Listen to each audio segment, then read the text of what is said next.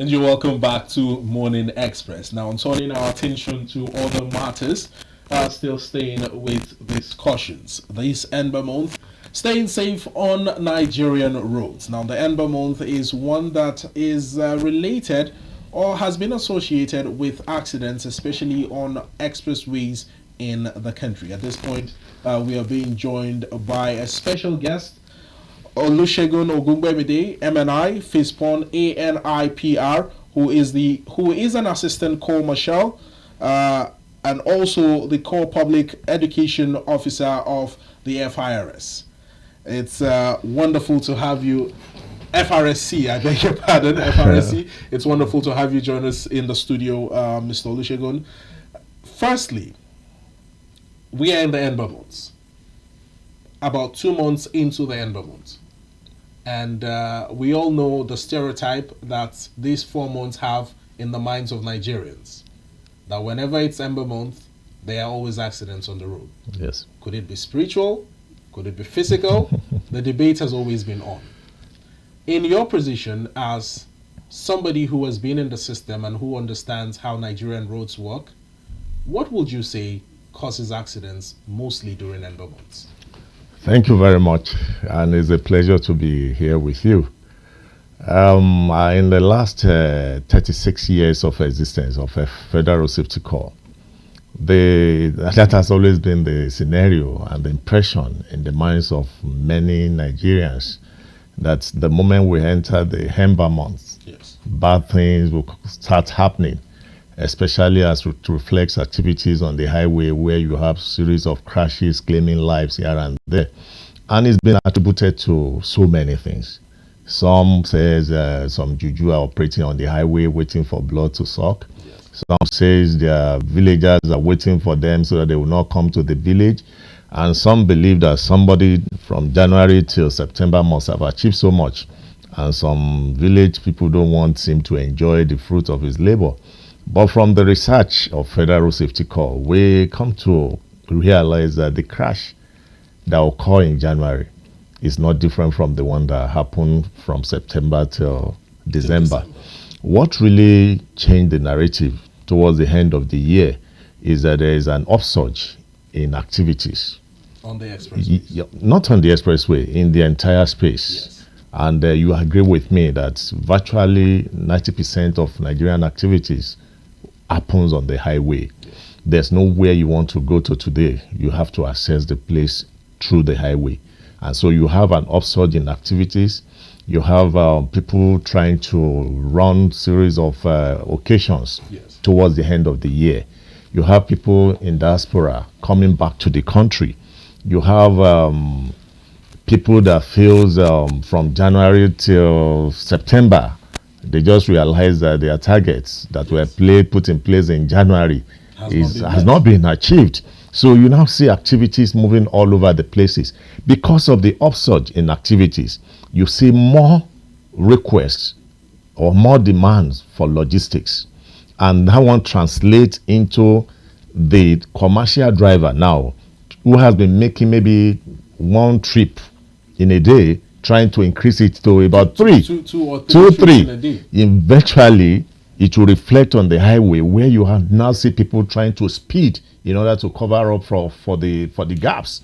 And when there is high speed, there's tendency for loss of control, which eventually leads to traffic crashes that we witness all over the places. Now I know some time ago, FRSC installed or made it mandatory for speed limit trackers to be installed in commercial vehicles across the country, yes, which would mandate that a driver does not exceed a certain speed limit.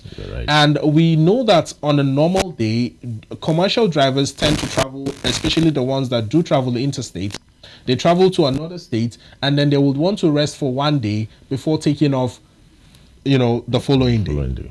But with the coming of Ember month or with the festive period around, it's almost like once they go to a state, the next morning they are driving back, another morning they are driving back. So this sort of fatigue just sets in.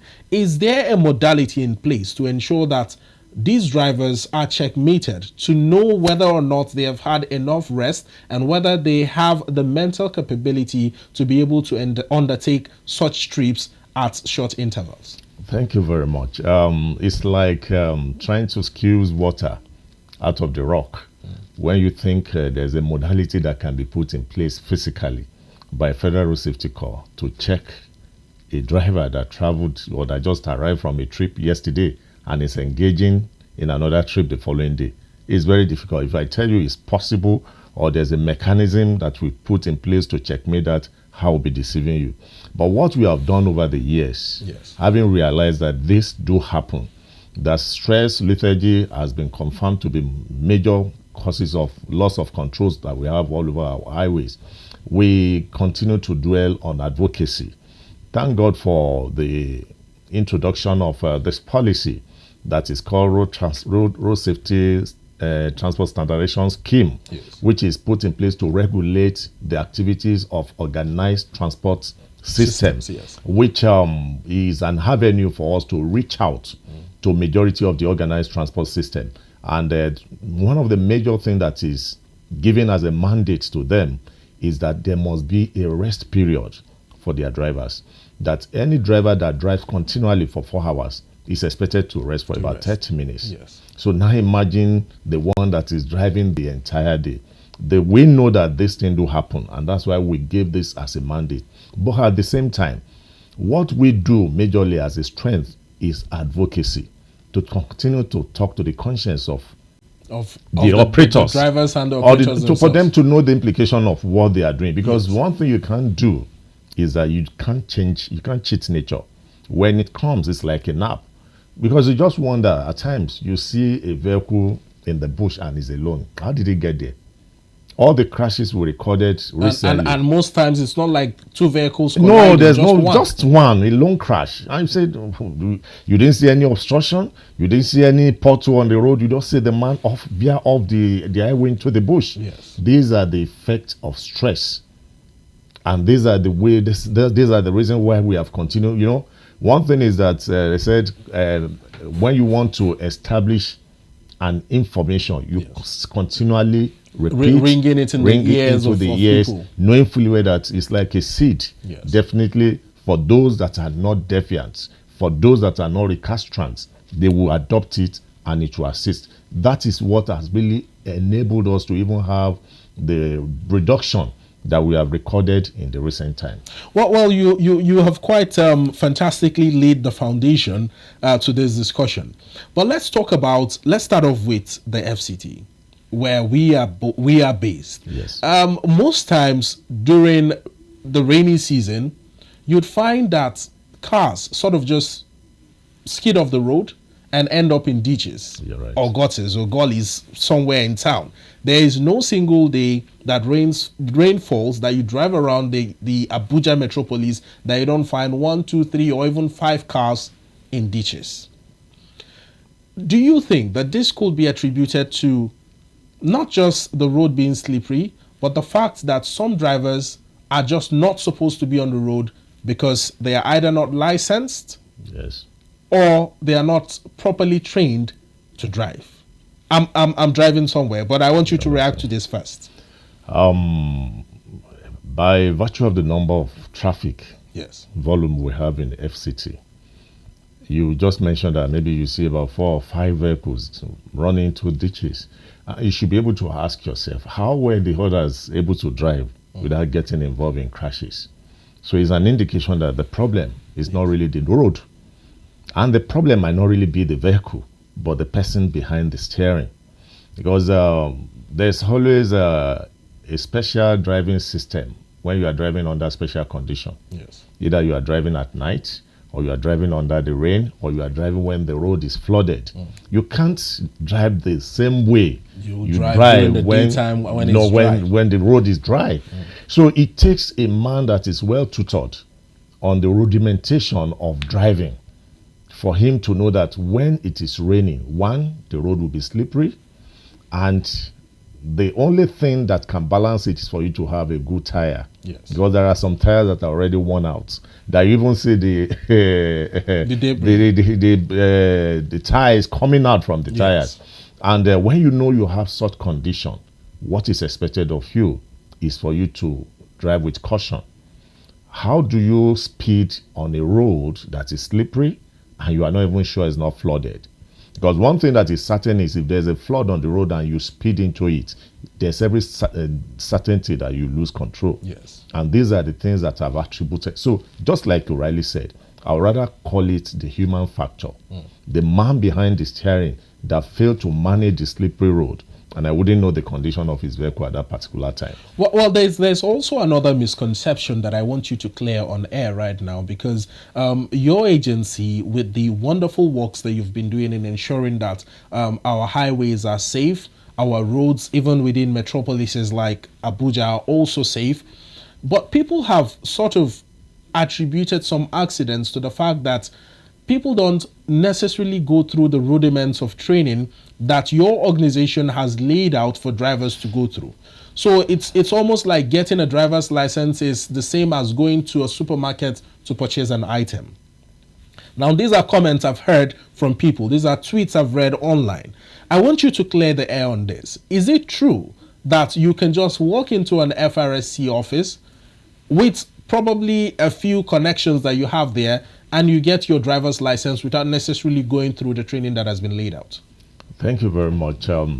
Acquiring a driver's license is a tripartite process. Yes. That means involving the VIO, the Motor Vehicle Administration, and the Federal Road Safety Corps as the last line of process.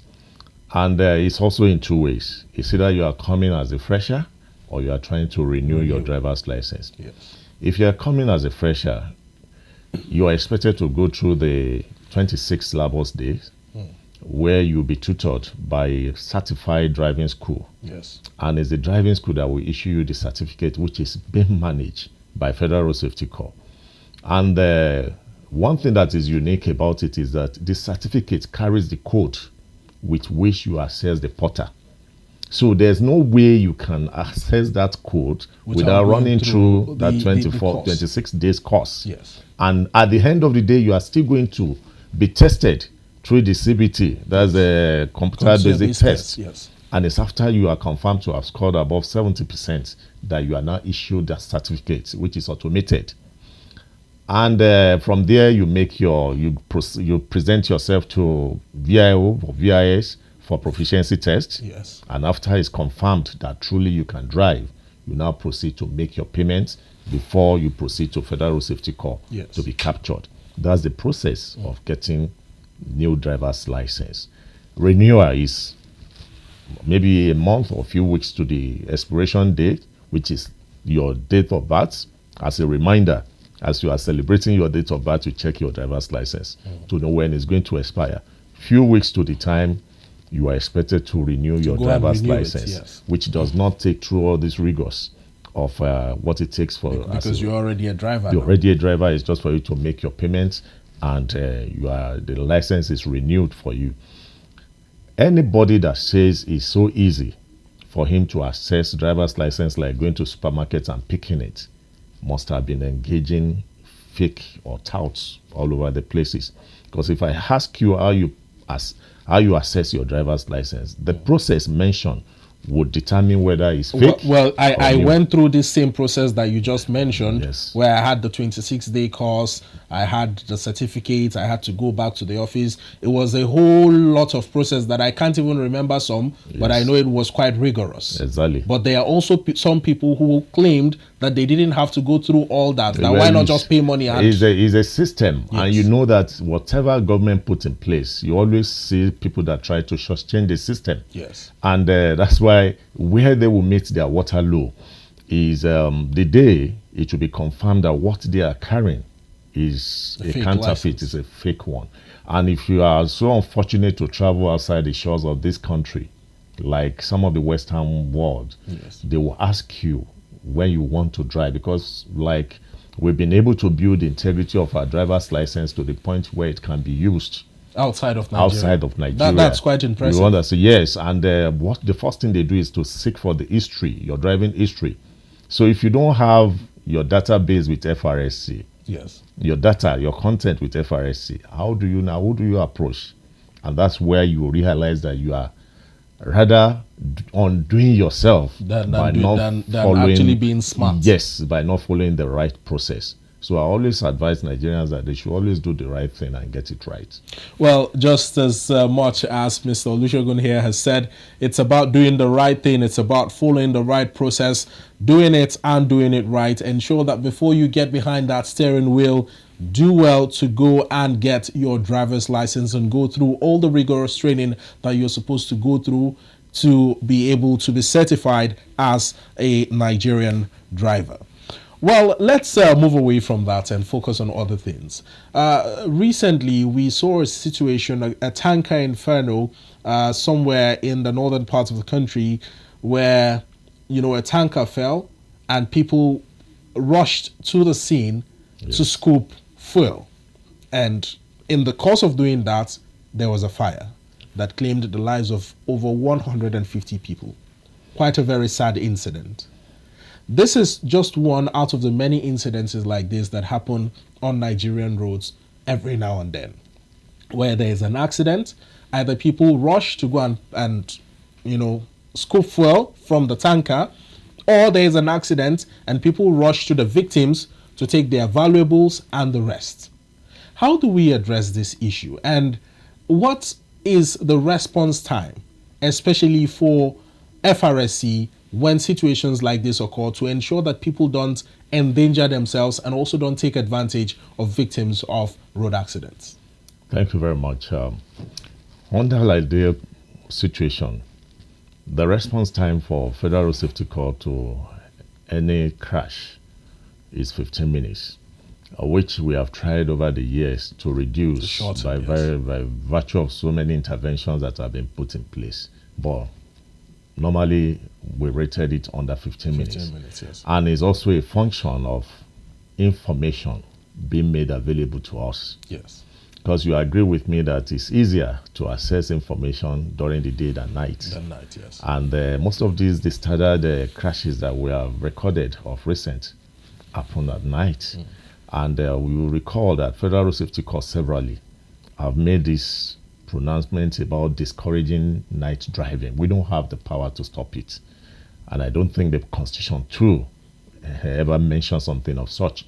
But because we've been able to weigh the crashes that occur at night, availability of help, and the reduction in casualties compared to the ones that happen. Now, before you continue, when you talk about night driving, are you talking about on the expressways or just within the city center? It's on transit, on highway. On highways. When you are moving from one location to another. That's interstate. States. Yes. That's where you have most time that you travel on the highway, on the express. You have such accidents. You have, because one, visibility. Yes. And one funny thing is that you cannot fully predict any road. Yes. The condition of the road that you passed few days back could be different from the one you are assessing. Certainly. And especially when you are now assessing it at odd hour. Yes. When the visibility is not there. Do you know what is happening all over the countries now that we need to be more cautioned? And apart from visibility, the driving style at night, especially when you are assessing bends, you see a vehicle, maybe you experience it when the man coming from the other side will switch off his headlamp, trying to know whether the man from the other side is coming, forgetting that the man could adopt the same style. So trying to switch off his own headlamp too, trying to confirm if there's this other one coming, and two of them will have this head-on collision that will claim. So we've come over the years to realize that night driving is not actually the best. And as regards the issue of crashes involving tankers, I've had reason to say it severally. Yes. That if you know where we are coming from, you know what FRSC has really put in to have to get to this status where we are managing now. You recall that when you look at our means of transportation, the road carried more than 95% of movements, both moving passengers and haulage, both wet and dry cargo. Like someone said it sometimes, that 98% of what you have that you call Abuja pass through the road. That from the scratch to what we have as Abuja today, not by air, not by sea, not by rail, just pass through the road to make Abuja what it is. So you can imagine how huge it is, and this is replicated all over the federation. You can count the number of tankers that we have plying the road on daily basis, loaded with fuel, moving thousands of kilometers from one end to the other. So these are the things that were happening in the past when we were having infernos, crashes involving... it was almost like a daily occurrence. Daily occurrence, very embarrassing even to the nation. And FRSC came in. With the intervention, they initiated the concept of the RTSS that I said, Road Transport Safety Standardization Scheme, which was introduced 2007. That let us regulate the activities of this haulage system, haulage transport system. Since the other means of transportation have gone into moribund, then we cannot now, because of that, now allow people to just be wasted on that. We introduce it. And we gave criteria where we have what is expected of an operator, what is expected of the driver, and what is expected of the vehicle itself. And this is what has assisted in curtailing the impact of the crashes that we were experiencing in the past. And going further, we also realize that running after tankers on the highway, apart from the fact that it's dangerous, is demeaning. And it has exposed our operatives to so much dangers. Because you know what it means when a loaded tanker is not having tire or is not having wiper, and as a road safety official, you have to stop him with your car down there, and the man refused to stop and he threatened to run you down. And in the past, they've run down so many of our operatives. It has been eventually, when you are able to stop him, the man blocks the highway and said nobody will move again. I had a bitter experience when I was an operative at Auchi. I was able to stop this vehicle. All other ones that were coming after him stopped and blocked the highway behind him for trying to arrest a tanker that was involved in an infraction. Do you know what he did? He opened up the nozzle of his truck and fuel started gushing out. My goodness. And the guy was begging for matches. They wanted to set the whole place ablaze. These are the series of events and threats that are exposed to. For junior officers or for officers on the highway who face this sort of situation, is there any sort of what sort of training do you guys? I know, of course, there are trainings, but do you retrain them to better handle situations like this? In your case, your case, when somebody had to open his tanker and was threatening to kill everybody. Are there better ways to handle this? Well, these are the ways that I'm just trying to come up with now. That when we realize the dangers we are being exposed to, and we cannot, in the course of trying to save a situation, create more damaging situation. We now say, well, I think the better thing is to meet these people at the source and have a conversation at their point where they are loading. We've had a series of conversations. We've given enlightenment to them, but you know that human beings are quite in different categories. You talk, it goes in through here. There are some that are naturally, they said, all what they believe is that there must be deviance in the society. So no matter what you say or what you do, they want to go the other way. So we now say, okay, what we'll do is that there must be a genuine collaboration with the process owners. Those that load them at the loading point. We gave them all the criteria that are required, that if this vehicle failed to meet up to this safety standard, minimum, because we understand the terrain we operate, we can't say maximum, we say minimum, that we know can create safety on our highways, will not allow that vehicle to load. We call it safe to load. We have all our operatives in all the depot, in the major depots in the federations today, where they check these vehicles to make sure they meet up with the minimum safety standard. What is the safety of the driver? What is the status of the driver? What is the status of the vehicle before it's allowed to move? How do you explain a vehicle that is moving from Lagos to maybe Kano, carrying fuel, and right from the depot is leaking? That's a huge safety hazard. No, it's just it's the danger waiting to explode, which has happened severally in the past.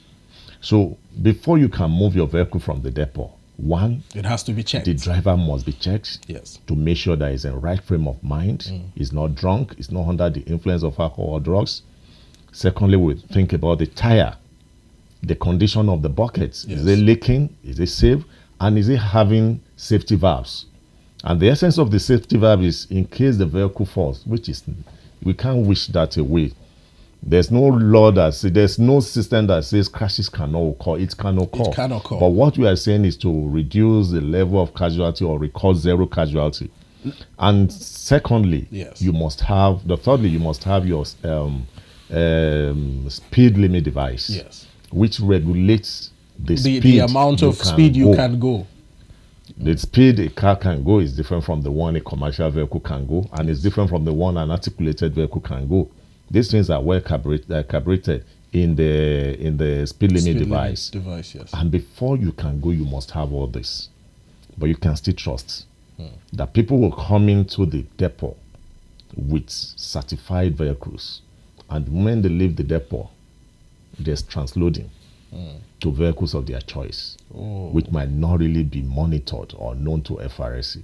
Well, it happens. That is just on one hand. On another hand, most tanker drivers, not just fuel tanker drivers, but trailer drivers, especially people who convey livestock, yes, cows, from one part of the country to another, have been, labeled to have always operated under the influence of some sort of drugs. This is a well-known fact. Yes. People talk about it every now and then it's like whenever the main driver or the oga of the trailer is tired, he just gives his boy the steering wheel, who is probably not experienced, most likely doesn't have a driver's license, who has just been practicing because he wants to become a driver as well. In situations like this, how much of a hazard is this posing for roads, Nigerian roads, that's first, other tanker drivers or trailer drivers, and motorists who are applying the roads in smaller cars? It's been quite devastating. Yes. And it's a known fact that most of the crashes that are recorded, especially when it involves articulated vehicles in the course of our investigations, yes, could be traced back to the incidents you just mentioned. And that's why we've tried to engage all the stakeholders, especially the NATO, those are the vehicle owners, yes, for them to know the implication of losing that huge investment. That if you think you are not concerned, when it happens, you are going to lose your investment, you are going to lose lives. Yes. And you are the one that employed and seek the services of these men. You know them better and you know how to manage them better. There's this adage in my area that when a dog is running mad, when he sees the owner, he will calm down. The way they relate to us as security enforcers is different from the way they will relate to their owners, because they have more respect for them. Yes. So that's why we try to engage them. And that's since the inception of the Marshal Sheikh Mohammed. It has been an upward trajectory, regular basis. Yes. The engagement, the interaction is gone as far as meeting the Minister of Petroleum on oil and on how we can curtail the excesses on the express. Because when you talk of the most dangerous vehicle on Nigerian roads today is a loaded tanker. Look at the devastating effect of what happened at Jigawa. Almost 200 people losing their life, burned to death. But do you know the unfortunate thing about the incident? In line with all what you have been doing, yes, when that crash occurred, primarily there was no single casualty. The driver and motorboy came out unscratched. It was the aftermath. It was almost 1.5 hours later that villagers started calling. About 3 villagers were involved. So to scoop fuel. So if we could be talking of about 180 deaths, yes, and more than 50 injuries, you can imagine, because we still have some that were not injured that escaped. Yes, you cannot imagine the number of people that were mobilized to come and scoop fuel from a 45,000 liters tanker. There's no way, there's no magic that will have happened. There will have been struggles, there will have been, unholy. Certainly, a place That could where have- you have that multitude of people will not have any form of decorum. Certainly, which must have ignited fire, because it was not the tanker that exploded. Yes. It was the external fire that came to the tanker. There was an ignition outside that came into the tanker. into the tanker. And the unfortunate aspect of it is when you look at the massive loss.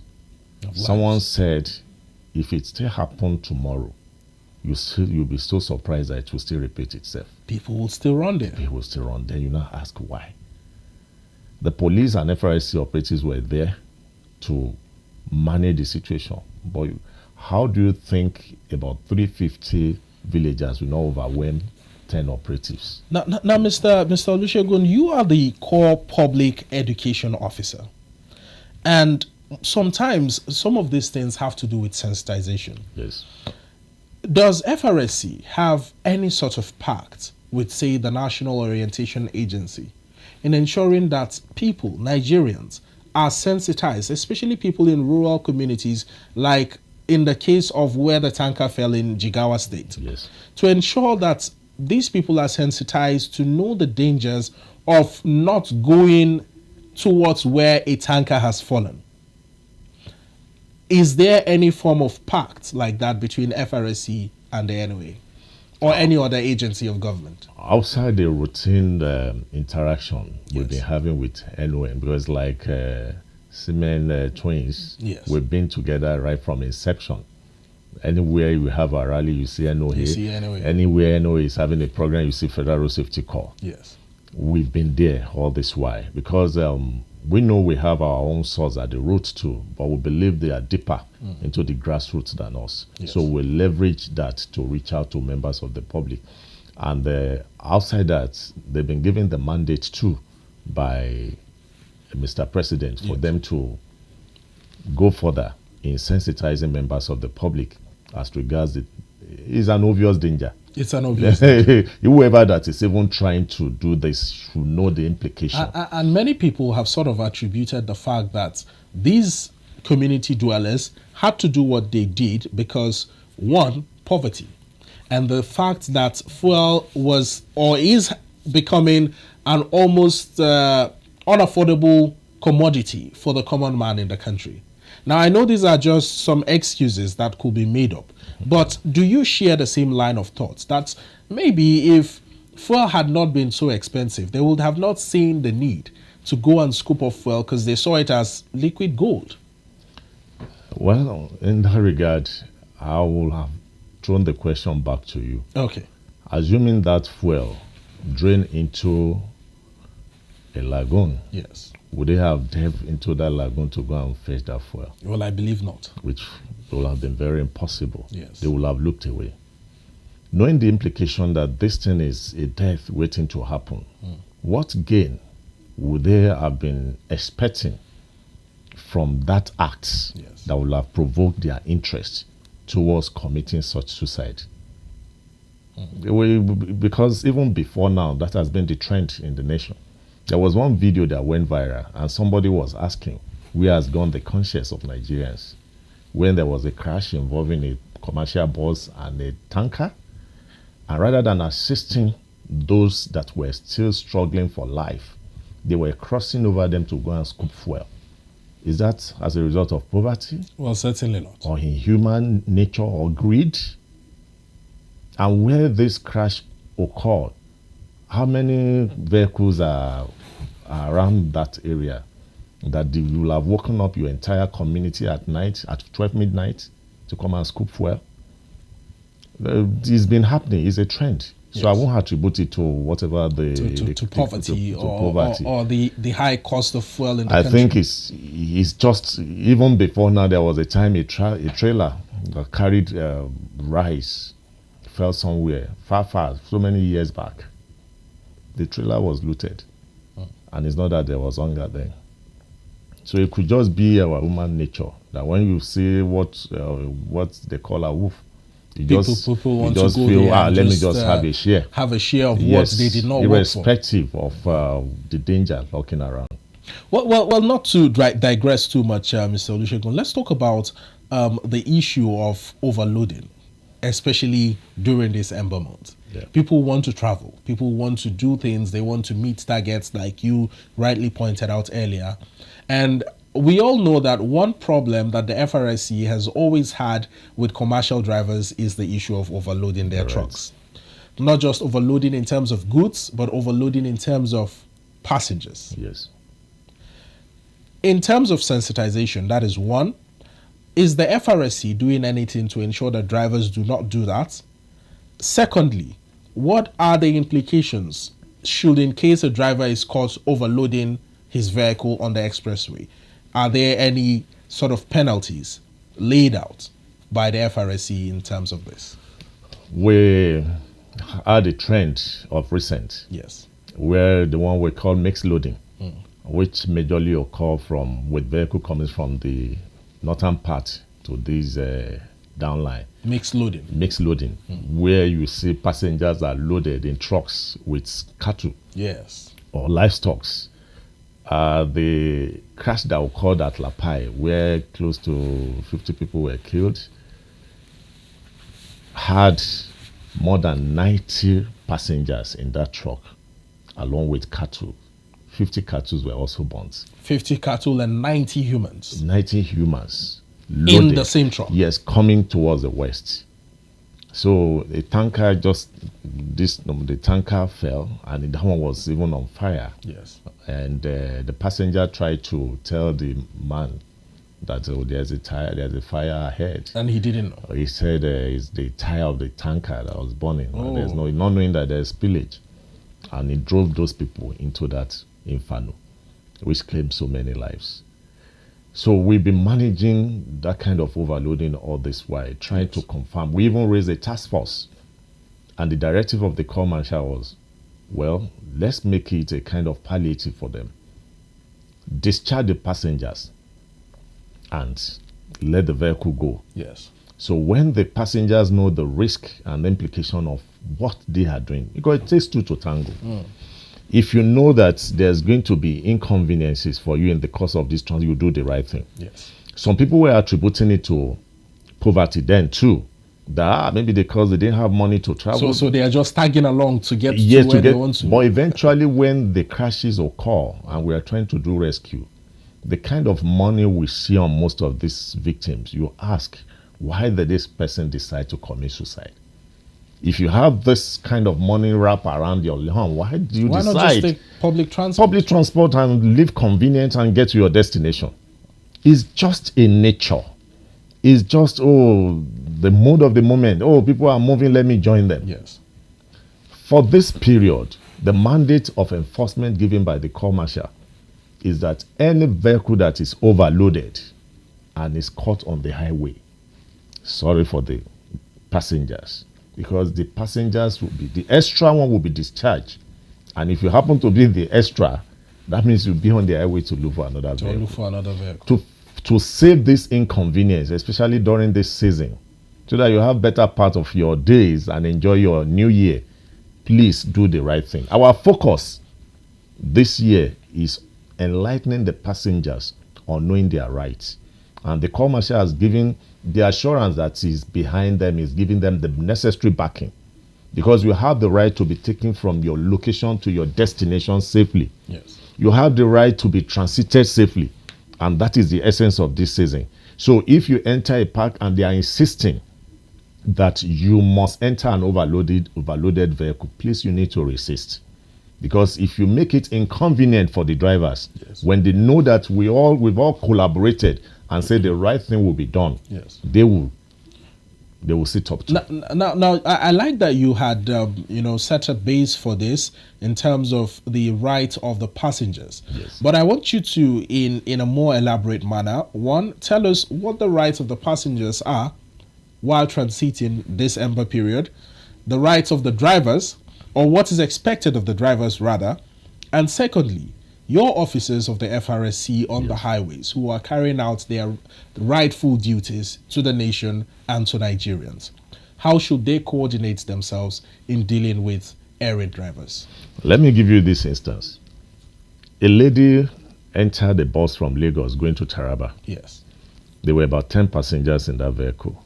And the vehicle was also loaded with some items. Yes. Because when we were having this fuel crisis, getting to Ijebu-Ode, the driver decided to enter a filling station to buy fuel into 3 extra jerry cans. Loaded it and pushed it under their seats. Ijebu-Ode to Taraba. That's a long trip. And one lady picked the courage to say, no, this cannot happen. You can't kill us. Apart from the fact that there could be fire outbreak, inhaling the fuels. this fuel could even is not It's hazardous. You know, it's not healthy. Itself. Yes. And the man refused. You know what he did? Unfortunately for her, other passengers did not even support her. Yeah. They were indifferent to what was happening around them. But the lady insisted. When the driver refused to listen, he assessed the social handles. Our men picked it up, and at Akure, Apprehended him. that vehicle was apprehended. And all the fuel and everything were discharged. That is the way we are going this time around. There's a tool the Corps Marshal had given to Nigerians, the one we call FRC mobile app. Okay. You understand? That tool, you can communicate FRC monitoring room, control room from anywhere, as long as there's network with you. Yes. And all our formations have been alerted. Even outside FRC, all other agencies, security agencies are also alerted that every road users, especially the commuters, yes, have the right to be taken to their destination safely. And when they feel insecure in any vehicle, they are free to alert any agency, any operative they see on the road. And they have been given the mandate to listen to them. Yes. And do the needful. It is also the mandate of the driver. You know, there was an exchange. I paid you to take me to my destination. It's an agreement. It's an agreement. And you have to fulfill it. Yes. If you failed in that responsibility, you are liable.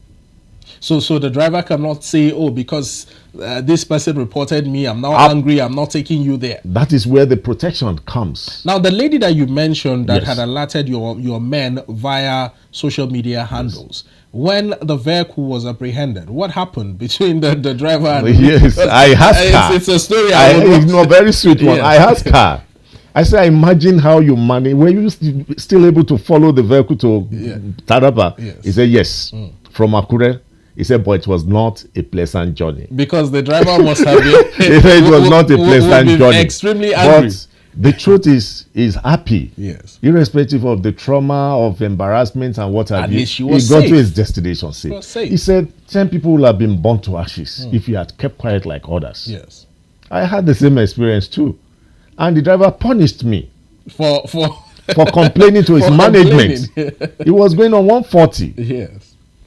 per hour, kilometers per hour. On the express. On the express. Which express do we have? Do we really have? Our roads Because most of our roads are deplorable. I'm not even talking of deplorable nature. When you say express is a road that does not have intersection apart from the link roads. Yes. For you to exit and come in.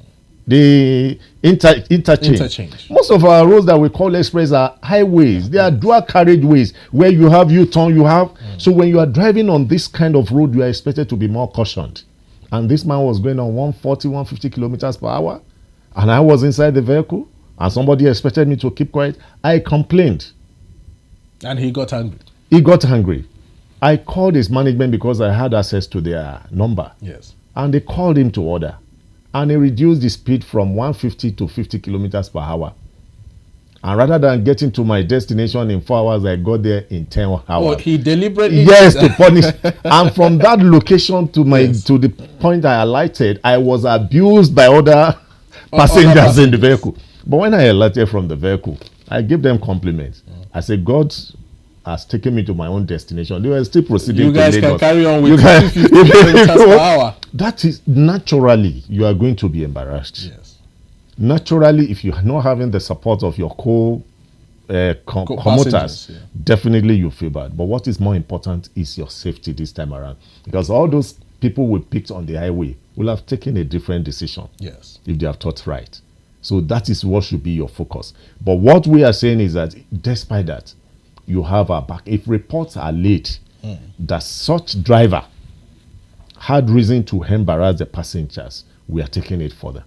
Well, let's talk about your officials now. You've mentioned about the passengers. You've talked about the drivers. Let's talk about your officials. Earlier, you stated something that caught my attention, that you have given a directive to your operatives on the expressways, on highways, not to run after an errand driver, an errand tanker driver. Yes. Now, you didn't mention whether smaller vehicles are also part of this directive that you gave, because we have seen situations where FRSC trucks, are usually on a high chase with errand drivers who know that if they are caught, they will be penalized for either not driving with their seatbelts on, or for not having the adequate papers, or not having a driver's license. What is the situation like? On FRSC operations today is an aberration. For you to run after an errand driver, yes, we've gone beyond that. And then you ask yourself, what's the essence of technology? We have what we call flying tickets. Yes. If a vehicle gets involved in an infraction, unless it's not displaying its number plate, and that's why we are always against it, because you have to display. We see you as a criminal if you're not displaying. If you are not there must be something you are hiding. Because the National Traffic Regulation says that you must have your number affixed both front and at the rear. Back, yeah. Yes. So the essence of this is that we have a very robust database in Nigeria today. That when you are involved in any infraction, I don't need to run after you. The only thing I do is move closer, get the number, and access the database. Every details about it, because I'm sure at the point you are registering that vehicle, you are not thinking of getting involved in any crime. Certainly not. You're not. So your driver's license, everything is there. The information, the biometrics, your address, your phone numbers. Yes. I've tried it severally. I was on Third Milan Bridge one year, and a man drove dangerously in front of me, not minding my flag vehicle. Yes. And he looked at me and looked away. I got the number. I was behind him. Got the number. And I said the details. it. I just picked the number. I saw the owner of the vehicle, saw the number. I called the person. I said, well, this is a road safety officer, and this vehicle just drove dangerously now. Coincidentally, the owner of the vehicle, no. Oh, okay. He's not in that vehicle. He just started abusing the guy. He said, he started mentioning his name. That he's a mad person. I didn't give him my vehicle to go. Please, I'm sorry, sir. Probably just a driver. A driver.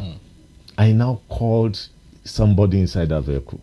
I could see from the reaction that they were amazed. Yes. How did Oga get to know this? That is the magic of database.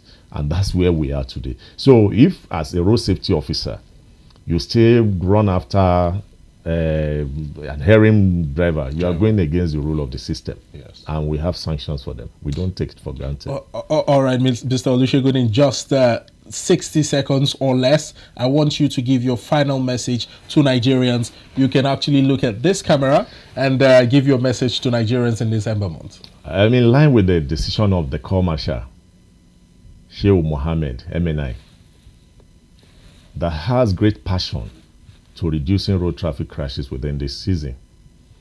He has decided to say we have to change the narrative from what has been the routine in the past. He believed that road safety is shared responsibility, that everybody must be involved. The driver, the stakeholders, and the commuter. But this time around, it's more focused on the commuters, who are expected to be the ambassador of Nigeria, of FRSA anywhere they go. As you're in that vehicle and the driver is driving recklessly, speak up, speak out. Because when crash occur, passengers die more than the drivers. And this has been the trend. For you to stay alive and enter 2025 safely, please, when you encounter a reckless driver, speak out so that you can stay alive. I wish you best of luck, Nigerians. All right, thank you very much. It's been a pleasure having this discussion with you. Thank you very much. Always a pleasure, and we look forward to having you again one of these days. I'll be glad to be back. Thank you. Well, that has been Olusegun Ogungbemide, MNI, FISPON, ANIPR, who is an Assistant Corps Marshal as well as the Corps Public Education Officer of the FRSC. And I couldn't have said it any better. Discussions have been had, and he has relayed his message to Nigerians plying roads this Ember month. Well, this is the much we can take on this segment of Morning Express.